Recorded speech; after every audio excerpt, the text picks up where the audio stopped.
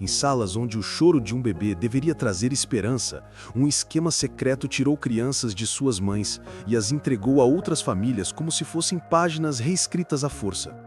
Documentos eram alterados, histórias eram apagadas, e quase ninguém desconfiava do que acontecia atrás das portas fechadas. Durante 40 anos, hospitais e instituições respeitadas funcionaram como engrenagens desse sistema.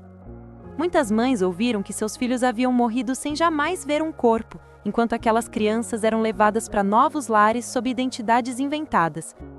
Hoje, adultos marcados por silêncios e documentos duvidosos buscam descobrir quem realmente são.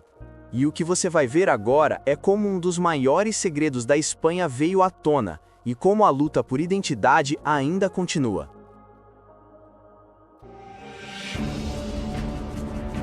Curiosofobia. As paredes úmidas dos hospitais espanhóis pareciam guardar ecos que ninguém ousava decifrar, como se cada corredor carregasse um segredo que se recusava a morrer. O ar tinha um peso estranho, algo entre o cheiro de álcool e o de uma culpa silenciosa que impregnava tudo ao redor. No berçário, a luz amarelada tremeluzia sobre incubadoras vazias, enquanto uma enfermeira caminhava apressada, sempre olhando por cima do ombro, como se temesse que alguém descobrisse o que ela própria fingia não saber. Era ali, naquele ambiente onde deveria existir apenas esperança, que a história começava a assumir contornos que ninguém teria coragem de admitir. As primeiras mães chegavam acreditando que estavam trazendo vida ao mundo, mas mal percebiam que atravessavam a fronteira de um ritual cuidadosamente montado. A cada parto, uma dança silenciosa se repetia, quase coreografada. Um médico anuncia complicações, uma freira surge com palavras suaves demais, e a mãe, ainda tonta e vulnerável, apenas escuta que o bebê não resistiu. A entrega dessa notícia sempre vinha acompanhada de um olhar baixo, de uma pausa longa demais, como se todos ali soubessem que algo estava errado, mas nenhum deles tivesse coragem de quebrar a engrenagem. Havia relatos de mães que nunca viram o corpo, mas que imploraram para segurar o filho nem que fosse por um segundo, mas ouviam respostas prontas, frias, como se aquilo fizesse parte de um protocolo estabelecido. Algumas diziam lembrar apenas de uma sensação estranha, de uma ausência que não parecia natural, como se uma parte delas tivesse sido arrancada sem explicação. O ambiente hospitalar sobre o regime que controlava o país era perfeito para abrigar segredos. Arquivos eram trancados, prontuários apareciam incompletos e qualquer pergunta fora do esperado era respondida com silêncio ou com a autoridade de quem não podia e não queria ser contestado. Era como se todos participassem de um jogo perigoso em que apenas alguns conheciam as regras. Nas madrugadas mais silenciosas, quando os corredores ficavam vazios e apenas os passos ecoavam pelo piso encerado, caixas de papelão saíam discretamente pelas portas de serviço. A maioria das pessoas acreditava que eram apenas materiais hospitalares, mas algumas testemunhas, anos depois, descreveriam algo que nunca conseguiram esquecer. O leve movimento dentro das caixas, quase imperceptível, mas impossível de ignorar. E então, a caminhonete arrancava sem olhar para trás. Lá dentro, embrulhada em mantas, uma vida seguia para um destino totalmente diferente daquele que sua mãe imaginava. Algumas enfermeiras que participavam desses rituais carregaram por décadas o peso da dúvida. Elas viam registros rasurados, ouviam sussurros sobre famílias adequadas que precisavam de um bebê. Muitas delas, jovens demais, obedeciam porque acreditavam que questionar significava perder o emprego, a estabilidade ou até algo mais sério, em uma época em que o medo moldava comportamentos. Existiam médicos com reputação impecável que transitavam entre o sagrado e profissional como se suas decisões fossem incontestáveis.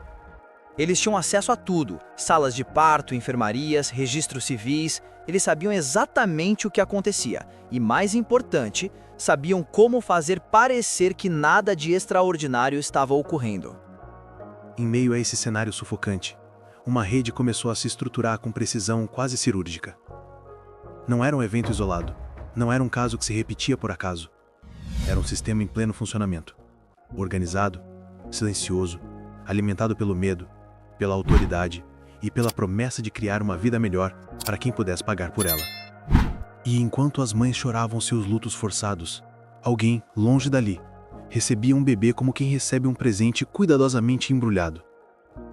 O contraste entre essas duas realidades criava uma sombra que se estendia por todo o país, prenunciando uma revelação que, décadas depois, ainda ecoaria como um fantasma impossível de enterrar.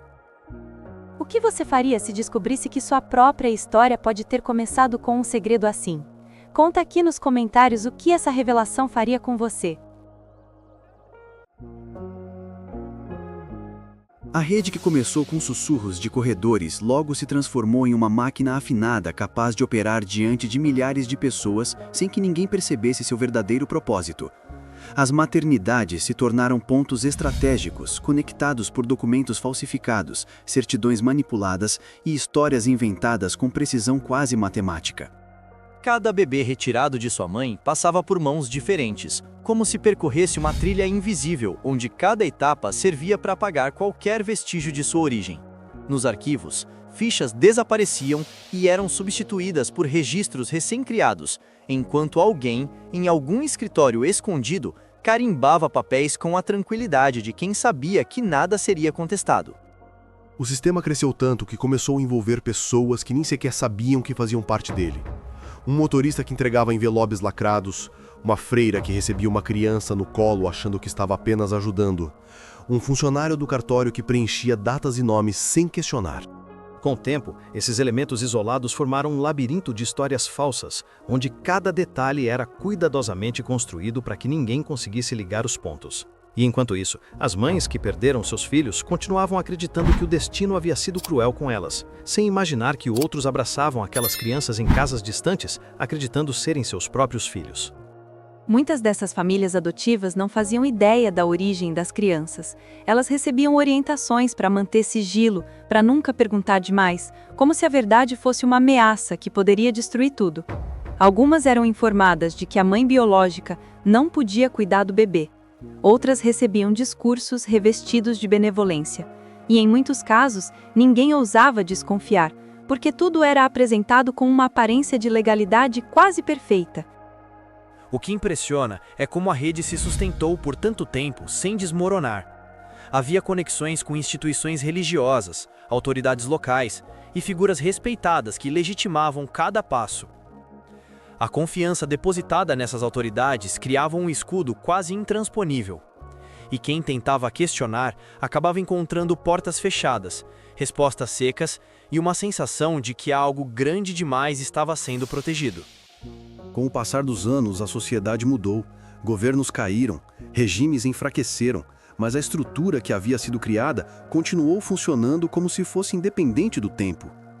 Em cada década, novos casos surgiam silenciosamente, mantendo viva uma engrenagem que já não precisava mais de justificativas políticas. Era como se a rede tivesse adquirido vida própria, alimentada pela repetição dos mesmos discursos, pelas mesmas assinaturas, pelos mesmos corpos que entravam pelas portas dos hospitais e nunca mais eram vistos pelas mães que os geraram. Algumas mulheres começaram a suspeitar. Elas não aceitavam a explicação de que seus filhos haviam nascido mortos sem nenhuma prova. Elas buscavam respostas em prontuários que pareciam ter sido escritos às pressas, em relatos contraditórios de enfermeiras que desviavam o olhar. Muitas dessas mães dedicariam a vida inteira a encontrar qualquer pista que revelasse o que realmente havia acontecido dentro daquelas salas frias.